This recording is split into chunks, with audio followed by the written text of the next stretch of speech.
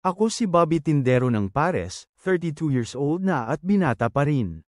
Siguro hindi ako kagwapuhan at higit sa lahat ay mahirap lang ako kaya wala pa rin nagkakagusto.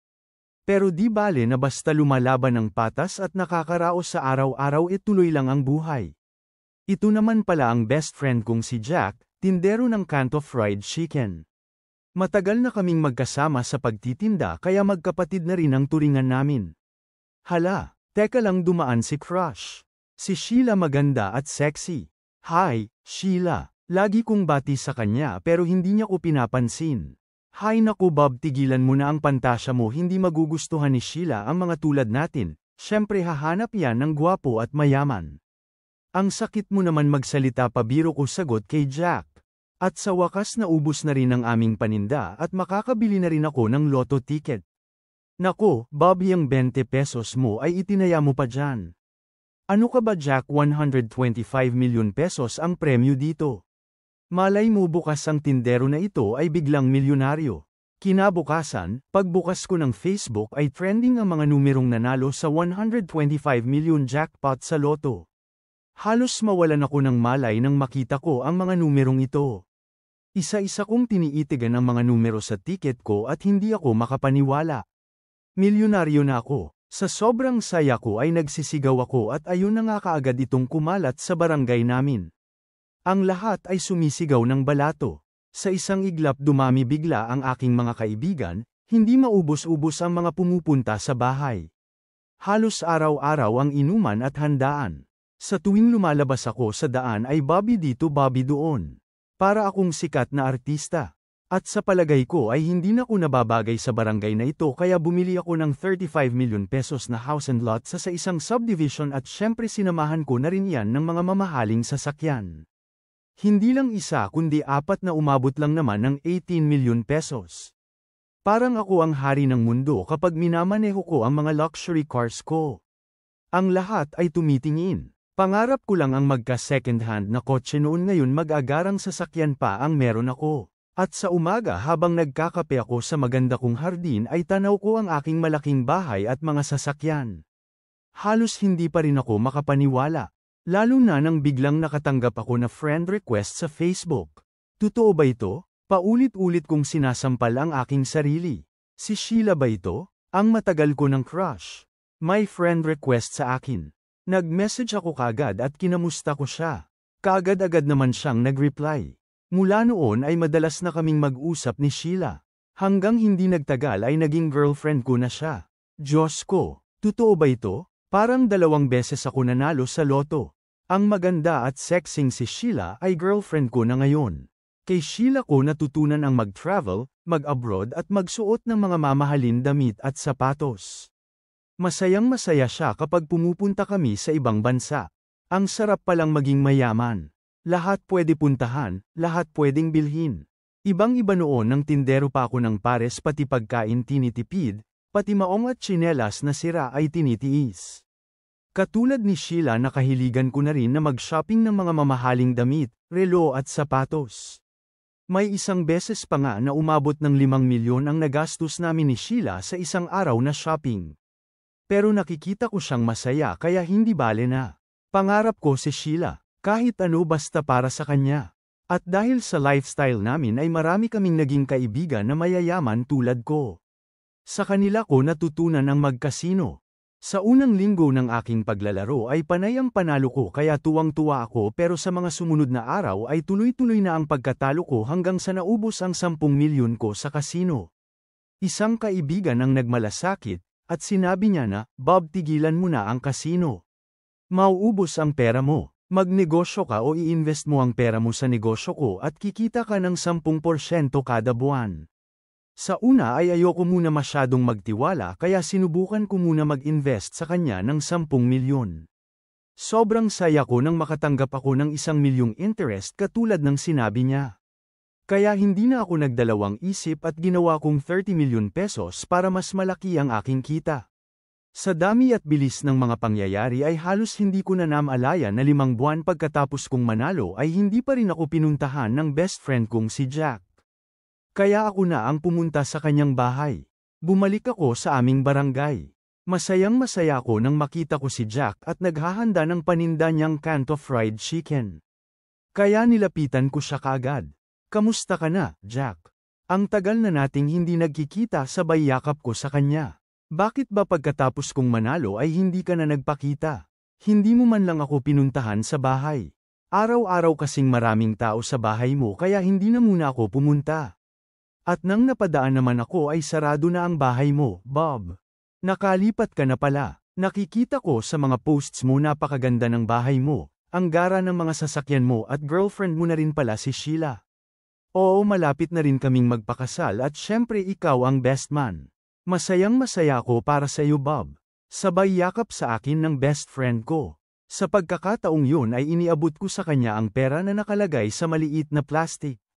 Jack, balato mo. Tinitigan lang niya ako at sabay sabi na, hindi ko kailangan yan. Itago mo yan at kakailanganin mo yan balang araw. Sige na, at kailangan ko pa magtinda. Medyo nagulat ako sa sinabi ni Jack. Ako mangangailangan ng pera. May pera ako sa bangko, may ari-arian at may investment kahit hindi ako magtrabaho. Nagbago na yata si Jack. Napakayabang, tindero pa rin naman siya ng kanto fried chicken. Iba talaga ang nagagawa ng inggit. Bago ako sumakay ng sasakyan ay napatingin ako sa dati kong bahay, gawa sa kahoy at may lumang bubong. Magkapit-bahay kami ni Jack at sabay naming ginawa ang aming mga barong-barong. Pagbukas ko ng pinto ay may saya akong naramdaman. Kahit sira-sira at masikip ang dati kong bahay ay masaya ako umuwi dito noong tindero pa ako ng pares. Kaagad-agad ako humiga sa aking lumang kama at hindi ko na maalaya na nakatulog pala ako. Nagising ako nang marinig kong tumatawag si Sheila. Bob, nasaan ka na ba?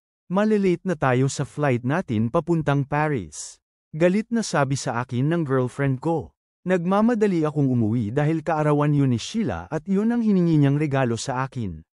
Katulad ng dati ay napagastos na naman sa shopping si Sheila. Sabay post sa Facebook niya, "Shopping in Paris with my Bob." Ipinagmamalaki ako ng girlfriend ko panay posts niya sa mga regalo ko at pag-travel namin. Alam kong mahal na mahal niya ako. Makalipas ulit ang isang buwan ay nag-check ako ng bank account para sa 10% interest ng investment kong 30 milyon pesos. Kinabahan akong bigla nang walang pumasok na interest gaya ng pangako ng aking kaibigan. Tinawagan ko siya agad at sinabi niyang may delay lamang ng 3 araw at ibibigay niya kaagad. Lumipas ang ilang araw at buwan at walang pumasok na pera sa aking bangko. Kaya sinubukan ko siya tawagan. Halos manlamig ako nang cannot be reached na ang number niya. Nakablock na rin pala ako sa kanya. Nagsampa ako ng kaso pero hanggang ngayon ay nagtatago pa rin siya. At ang lalong nakakapanlumo ay nang subukan kong mag-withdraw.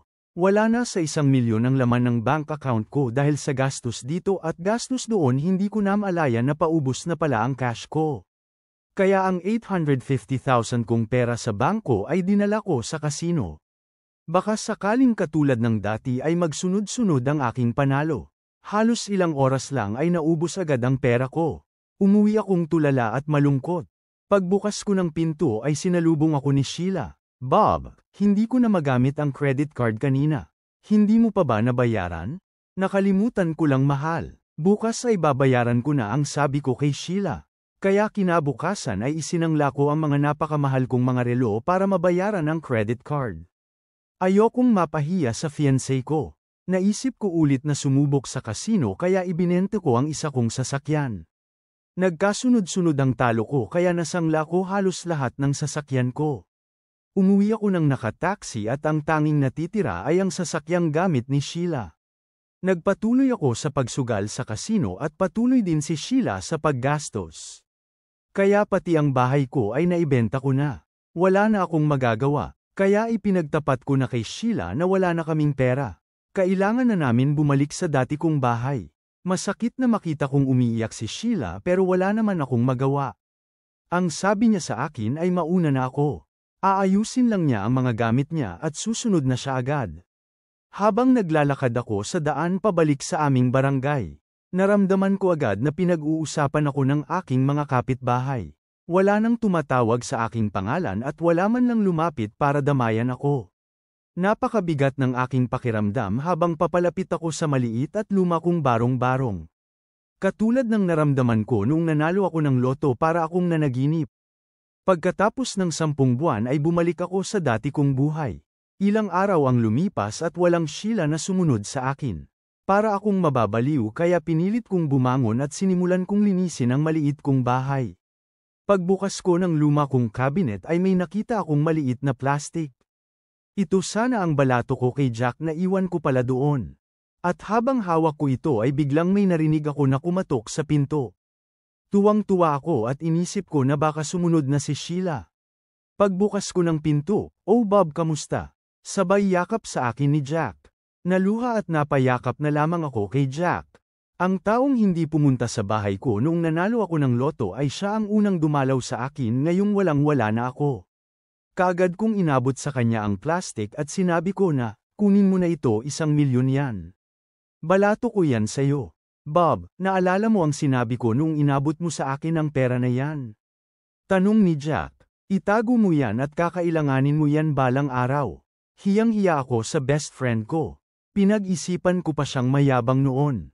Maling-mali ako. "Babangon tayo Jack at sa pagkakataon nito ay sabay tayo." Walang maiiwan ang sabi ko sa kanya. Ilan buwan pa ang lumipas at biglang naging viral ang Jack and Bob Pares at fried chicken. Ginamit namin ni Jack sa negosyo ang 1,000,000 na balato ko dapat sa kanya. Mabilis na lumaki ang aming kainan at naging viral sa tulong ng mga food vloggers.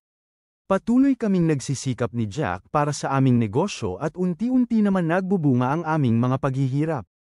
Halos araw-araw ay mahaba ang pila ng mga tao. At nang minsan habang naglilinis ako ng mesa ay may biglang pamilyar na boses na tumawag sa akin. "Bob, si Sheila." At siya ay bumabalik. "Sorry na Bob, hindi ako sumunod sa iyo noon kasi natakot lang ako sa magiging kinabukasan natin. Sana mapatawad mo ako at bigyan mo pa ako ng isa pang pagkakataon," ang sabi niya. Tinitigan ko siya sa mata at sinabi kong matagal na akong nagpatawad pero sa pagkakataong ito ay pinipili ko ng mahalin ang mga taong totoong nagmamahal sa akin. Masakit man sa kalooban ko ay tinalikuran ko na si Sheila. Sa totoo lang mahal ko pa rin siya pero natatakot na akong iwanan niya ako kapag wala ako maibigay sa kanya. Naubos ko ang 125 milyon kong premyo sa loto sa loob ng 10 buwan at ang tanging natira ay ang best friend kong si Jack. Ngayon ko napatunayan na ang totoong kayamanan ay hindi mauubos kailanman. Kung gusto ninyo ng mga kwentong na mananatili sa inyong puso, huwag kalimutang mag-like at mag-subscribe.